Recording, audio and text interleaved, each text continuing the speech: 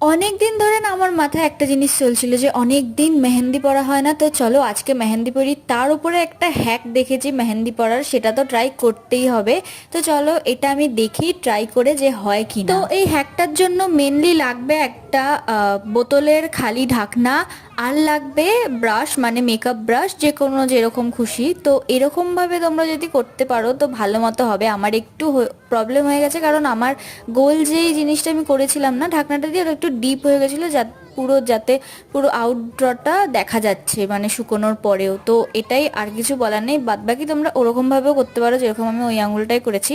But আমার ভালো লেগেছে, একটুখানি ঘিজিবিজি হয়ে গেছে, এরকম হয় কারণ আমি মেহেন্দি পরতে পারি না, আর না আমি মেহেন্দি আর্টিস্ট।